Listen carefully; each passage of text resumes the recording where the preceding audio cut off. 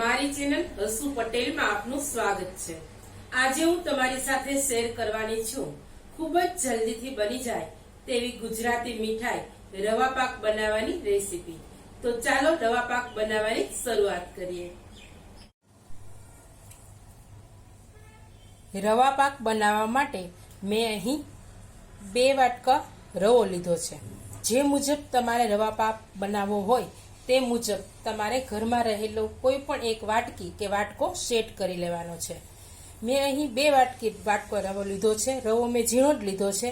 જો જાડો રવો હોય તો તમારે મિક્સચરમાં સેજ પીસી અને તેને ઝીણો કરી લેવાનો છે। 1 વાટકી ઘી લીધું છે। જો તમે મેલ્ટ ઘીનો ઉપયોગ કરતા હો તો તમારે ઘી 1.25 ગણું લેવાનું છે। 1 વાટકીથી થોડોક ઓછો એવો ચણાનો લોટ લીધેલો છે અને 1 વાટકીથી થોડીક એવી ઓછી ખાંડ લીધી છે। જો તમારા ઘરમાં વધારે ગળ્યું ખવાતું હોય તો તમે થોડીક વધારે ખાંડ ઉમેરી શકો છો। રવા પાક બનાવવા માટે મેં અહીં એક જાડી કડાઈ છે તે ગેસ ઉપર મૂકી દીધી છે। સૌપ્રથમ તેમાં ઘી ઉમેરશું।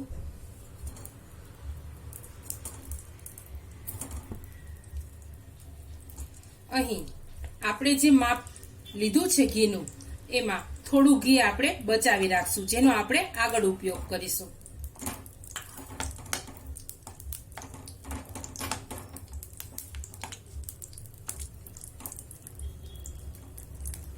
ઘી ઓગળી જાય એટલે આપણે રવો ઉમેરીશું।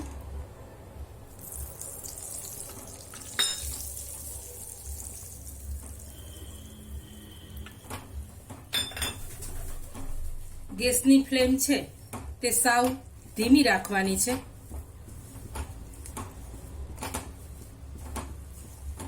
અહીં શરૂઆતમાં એમ લાગશે કે ઘી બધું શોષાઈ ગયું છે, પણ જેમ જેમ રવો શેકાતો જશે તેમ ઘી છૂટું પડતું જશે।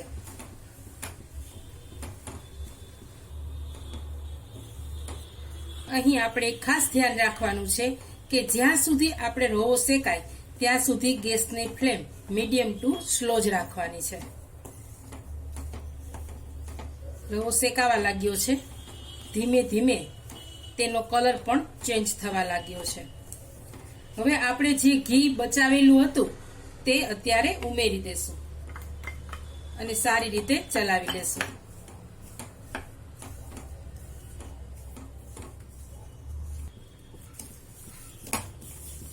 સાતક મિનિટ જેવો સમય થયો છે। રવો છે તે શેકાવા લાગ્યો છે। આ સમયે આપણે તેમાં ચણાનો લોટ ઉમેરી દેશું।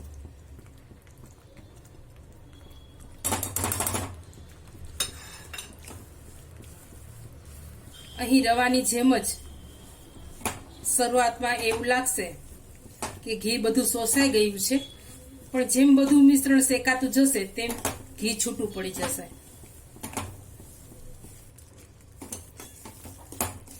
મારી ચેનલમાં નવા હોય તો મારી ચેનલને સબસ્ક્રાઇબ કરજો અને આ વિડીયો લાઈક અને શેર કરજો।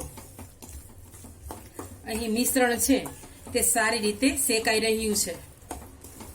રવાનો દાણો છે તે એકદમ ફૂલી ગયો છે।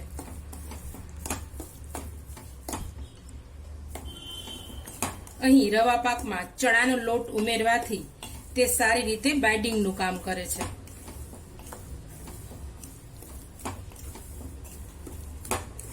ચણાના લોટને શેકાતા વાર નથી લાગતી, એટલા માટે આપણે તેને થોડી વાર પછી ઉમેરીએ છીએ। રવા અને ચણાના લોટનું મિશ્રણ શેકાઈ ગયું છે।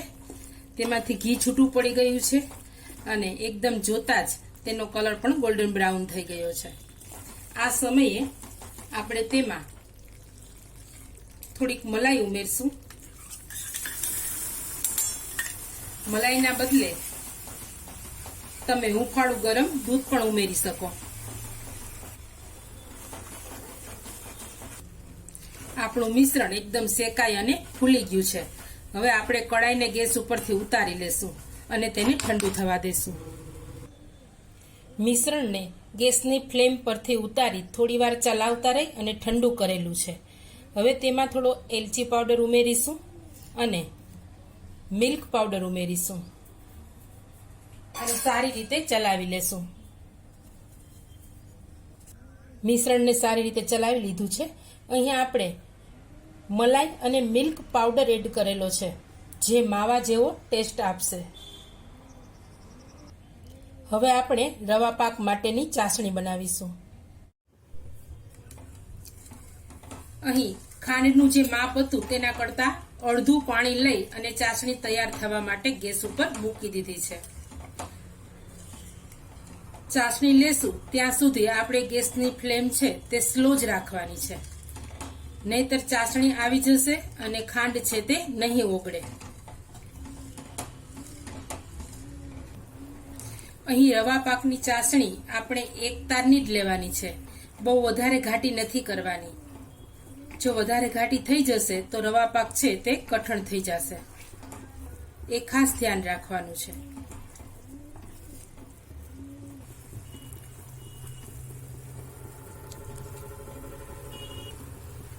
આપણે રવા પાકમાં જરૂરી છે તેવી એક તારની ઘાટી ચાસણી તૈયાર થઈ ગઈ છે.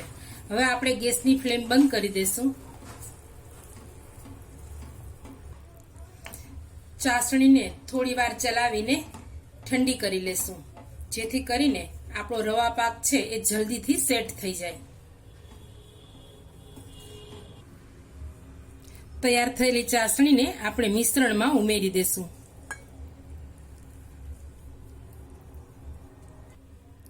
એક ચમચી ઝીણો કોપરાનો ભૂકો ઉમેરીશું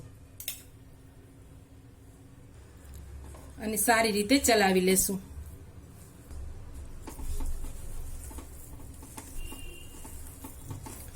એકદમ સારી રીતે બધું મિક્સ થઈ ગયું છે.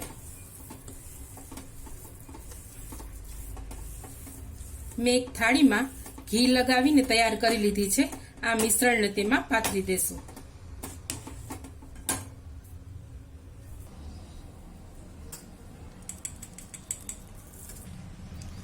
મિશ્રણને થાળીમાં પાથરી દીધું છે. તેમની ઉપર કોપરાનો ભૂકો છે તે સ્પ્રિંકલ કરીશું.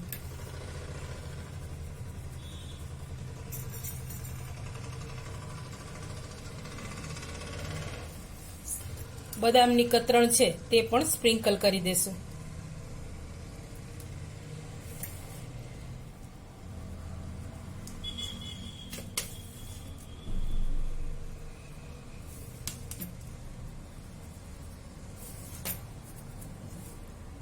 અને એક વાટકો લઈ સહેજ સ્પ્રેસ કરી દેશું, જેથી કરીને બદામની કતરણ છે તે સારી રીતે સ્ટીક થઈ જાય.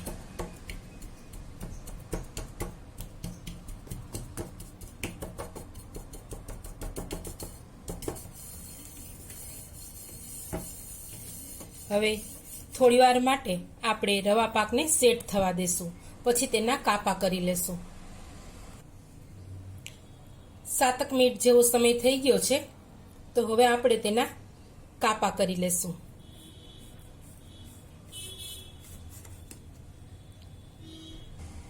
રવા પાકમાં આપણે કાપા પાડીને તૈયાર કરી લીધા છે. તો જોતા જ ખાવાનું મન થઈ જાય તેવો રવા પાક બનીને તૈયાર થઈ ગયો છે. રવા પાકને આપણે અમૃત પાક પણ કહીએ છીએ.